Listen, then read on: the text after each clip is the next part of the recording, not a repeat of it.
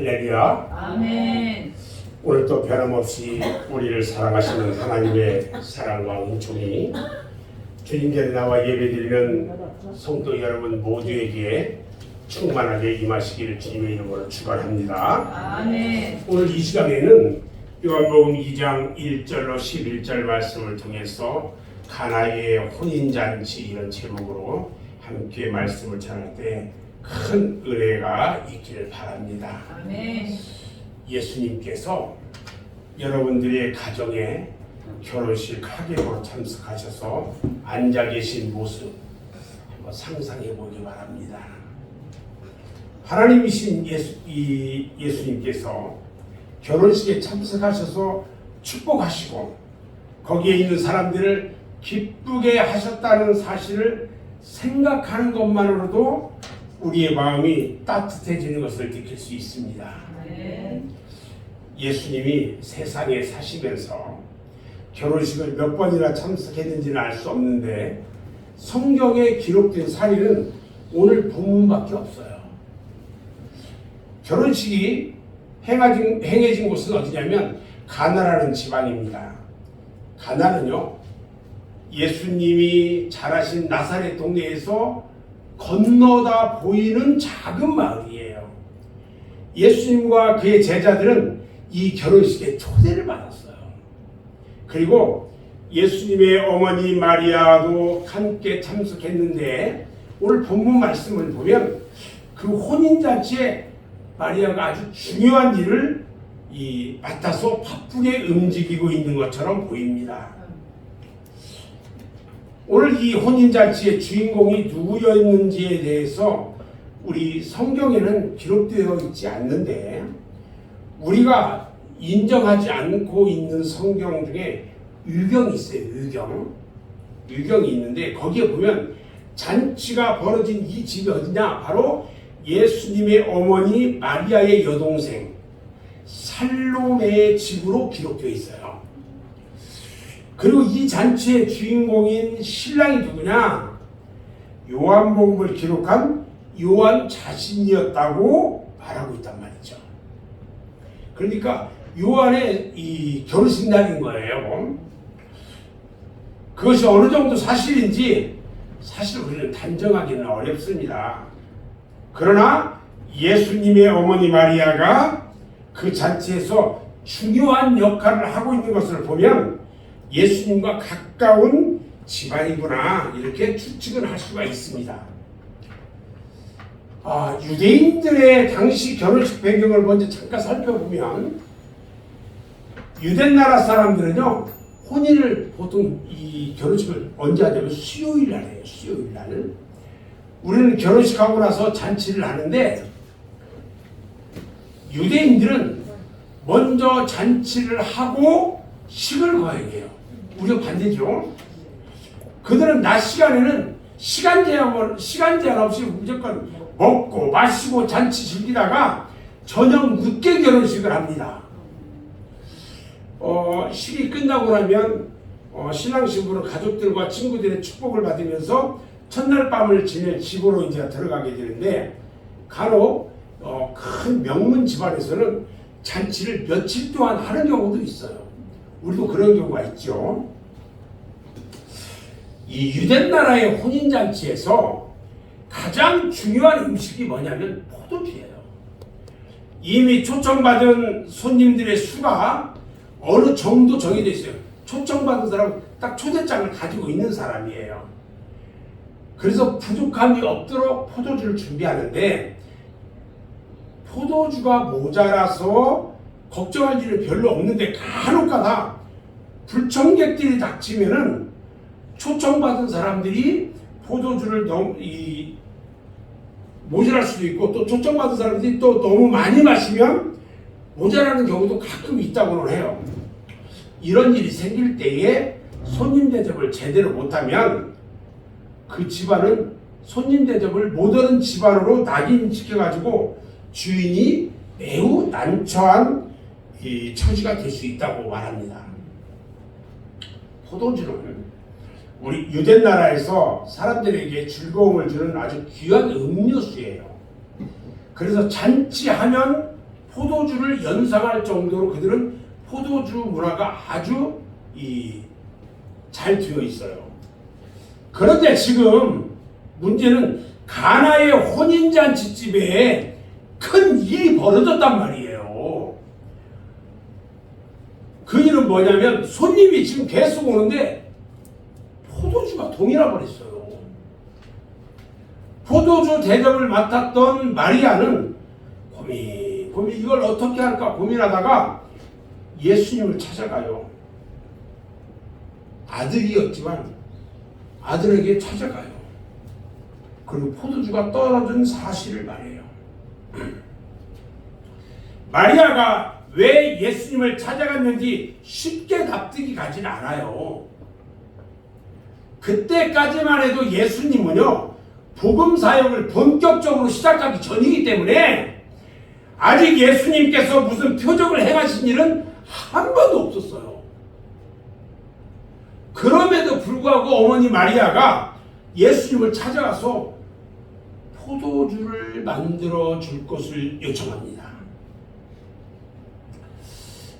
무엇이 마리아로 하여금 이렇게 하도록 했을까?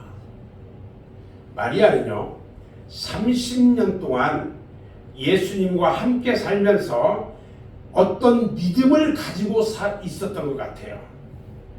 그동안 예수님은 아버지가 없는 집안의 장자로서 가족의 생계를 책임지고 목수일을 하면서 살았어요. 그럼에도 예수님을 보는 마리아의 눈은 특별했어요. 왜 그러냐면 예수님을 잉태했을 때 하나님께서 보여주신 특별한 증거를 잊지 않았고요, 지금까지 간직하고 있었단 말이에요. 그래서 이것들을 남다른 일들을 기억하고 있는 그 어머니였기 때문에 아들에게 이야기한 거예요. 어머니 마리아가 예수님을 찾아가서 지금 이러이러고 저러저러고 해서 자초지종을 이야기를 했습니다. 근데 어머니의 말을 들은 예수님이 우리가 이해하기 어려운 말을 해요.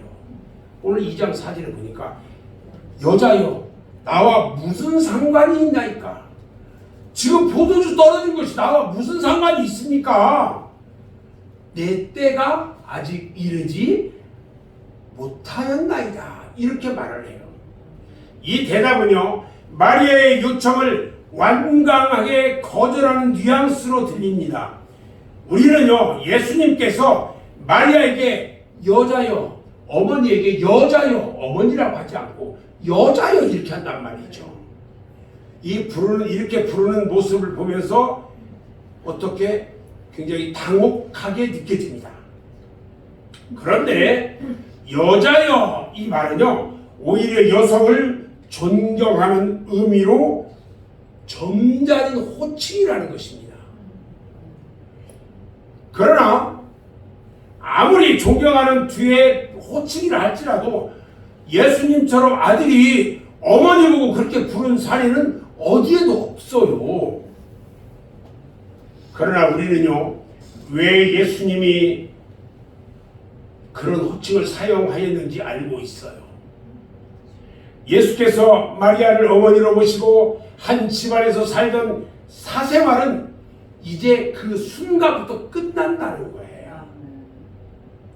이제는요, 마리아의 아들로서가 아니라 하나님의 아들로서 온 세상의 죄를 짊어진 하나님의 어린 양으로서 공생애를 시작한다는 기로에 서 있었던 거예요. 아멘. 자신의 위상이 이전과 전혀 다른 새로운 정점 가운데 서 있는 거예요. 이 사실을 예수님은 마리아에게 상기시켜주기 위해서 여자여 이런 호칭을 사용하신 것입니다. 지금부터 예수님은요, 그리스도십니다. 마리아는요, 구원받아야 할 죄인 중에 한 명입니다. 더 이상 어머니와 아들의 관계가 아니라는 것입니다. 요한복음 2장 4절에 후반부에 뭐라고 합니까? 내 때가 아직 이르지 못하였다 이렇게 말씀합니다. 이 말씀은요, 예수님께서 가끔 사용하시는 말씀인데 여기에는 두 가지 의미가 있어요. 하나는 예수님이 사람들 앞에 하나님의 아들로서 자신의 모습을 드러낼 때가 되지 않았다는 의미로 사용되는 경우가 있고, 또 하나는 십자가를 질 때가 아직 안 되었다는 의미로 사용되는 경우예요. 자칫 집에서 자기 때가 아직 이르지 못하였다는 예수님의 말씀은 사람들 앞에서 표적과 기사를 행할 때가 아직 아니다, 이 말씀을 우회적으로 표현한 말씀이에요. 다시 말하면 포도주를 만들어 달라는 마리아의 요청을 사실상 거절한 것이나 다름이 없거든요. 포도주를 당장 내놓으면 새로 만들어야 하는데 언제 포도주를 따와서 밟아가지고 포도주를 만들까요? 그런데 우리 주님은 창조주 하나님이세요. 이제는요, 하나님의 어떤 이적이 필요한 시간이에요. 그런데 예수님은 아직 이러한 이적을 행할 때가 안 되었다고 말씀하시는 거예요.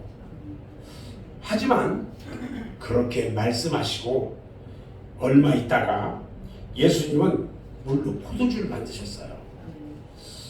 어떻게 보면 이러한 행동이 그의 대답과 모순되는 것처럼 보입니다. 그러나 이것은 성부 하나님과 성자 예수님의 관계를 제대로 이해하지 못했기 때문에 생기는 오해일 수가 있어요. 하나님과 예수님은 한 본체로서 한 하나님이십니다. 아멘. 그러므로 하나님의 시간표는 예수님에게 추호도 변함없이 적용이 되고 있다는 것입니다. 예수님의 명령이 떨어지기 전에는 언제라도 때가 이르지 아니한 것이고, 하나님께서 하라고 말씀하시면 언제라도 그 때가 된 것입니다. 아멘. 요한복음 8장 28절 말씀을 보면요, 너희는 인자를 둔 후에 내가 그인 줄 알고 또 내가 스스로 아무것도 하지 아니하고 오직 아버지께서 가르치신 대로 이런 것을 말하는 줄로 알리라, 이렇게 말씀해요. 이 말씀은요, 하나님과 예수님께서 얼마나 긴밀한 관계를 가지고 있고요, 예수님이 얼마나 하나님의 뜻에 예민하게 반응하셨는가를 금방 알 수 있어요. 다시 말하면 하나님의 지시가 없으면 아무것도 못하신다는 거예요. 우리가 보기에 분명히 예수님은 어머니 마리아의 청을 거절했어요. 그럼에도 불구하고 마리아가 이것을 거절로 보지 않았다는 거예요. 그는 하인들에게 이야기합니다. 예수님이 시키는 대로 해라 하고 지시했어요. 그런데 조금 후에 예수님께서 하인들을 불러요. 잠깐 모이세요. 그리고 마당에 있는 항아리, 거기에 물을 가득 채우세요.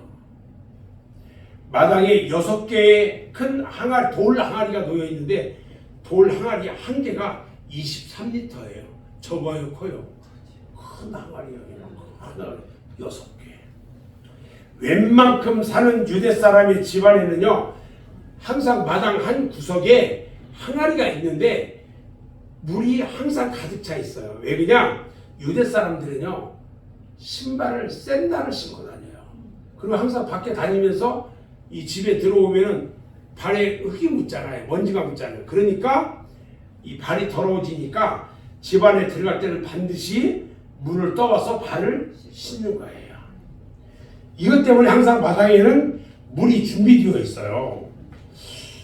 그런데 항아리에 물을 가득 채워라, 이 예수님의 말씀을 들은 하인들이요, 그대로 순종했어요. 물이 가득 채워지니까 우리 주님께서 이제 거기 있는 물 채운 거 물을 떠서 이 연회를 책임지고 있는 연회에 이 책임지는 대장에게 이걸 갖다 줘라, 그런 거예요. 하인들은 지금 아무것도 모르고 물을 떠다가 그 연회장에 갖다 줬어요.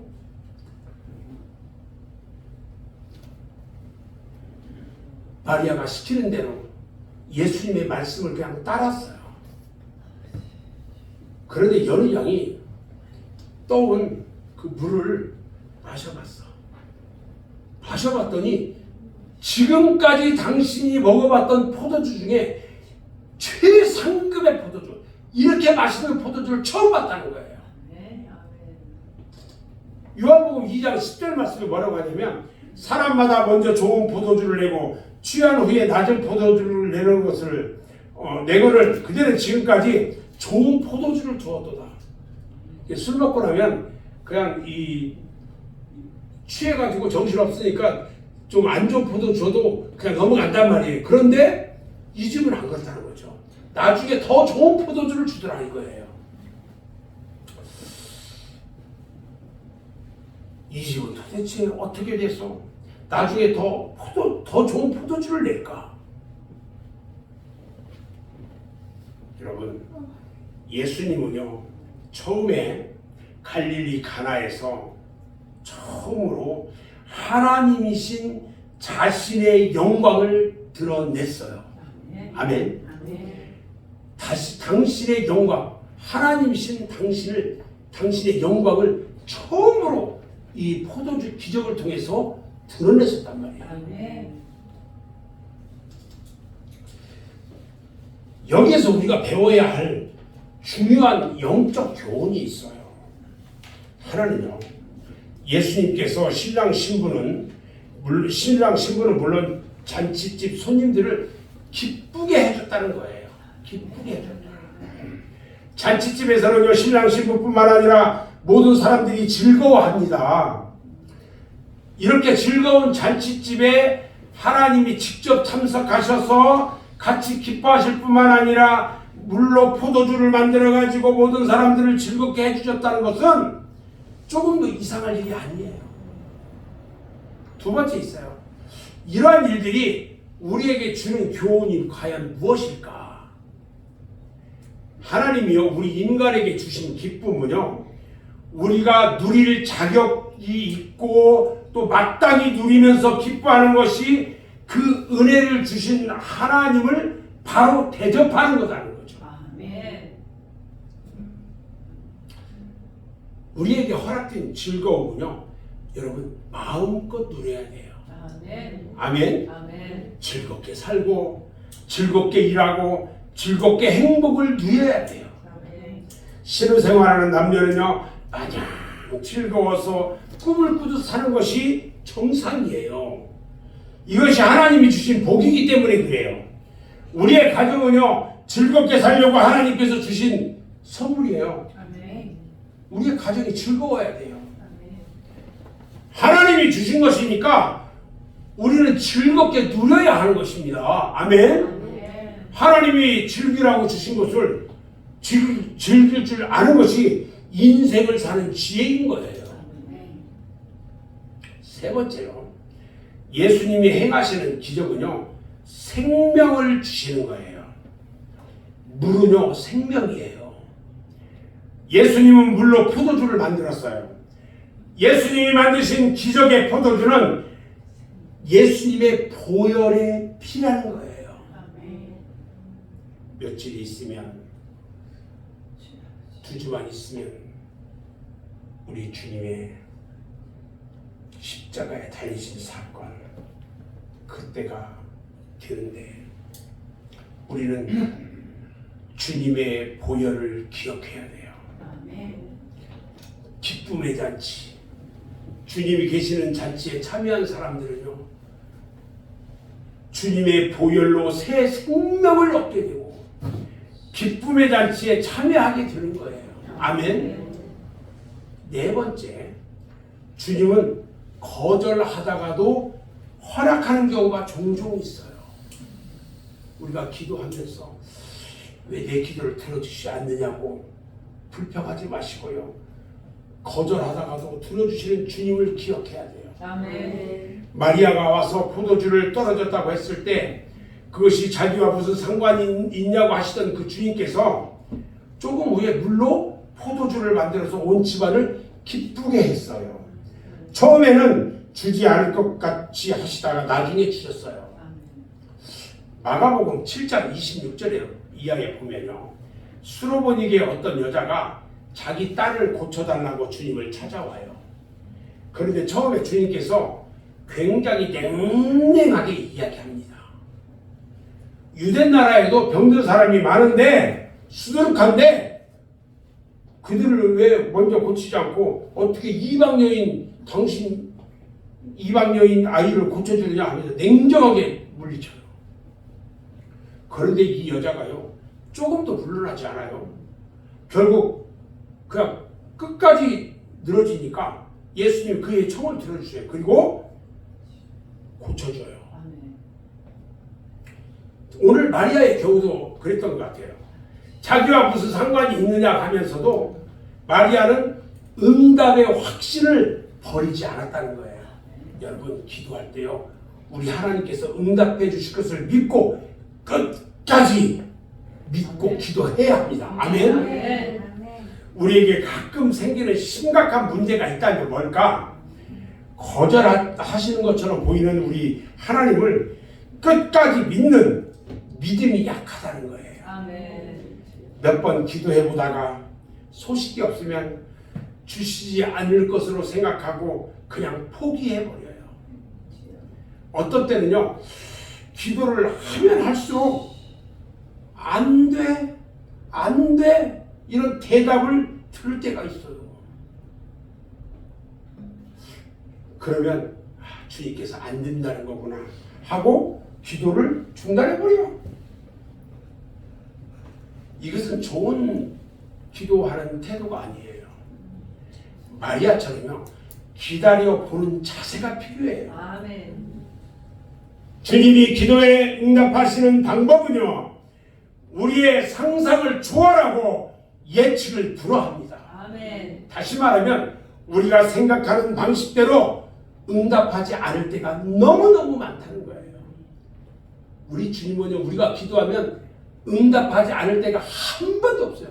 100% 응답합니다. 아멘. 아멘. 아멘. 물로 포도주를 만드시라고 누가 상상이나 했겠어요? 그러나 하나님은 창조주 하나님이세요. 아멘. 무슨 방법이든지 다 동원할 수 있는 분이시기 때문에 전혀 문제가 안 돼요. 아멘.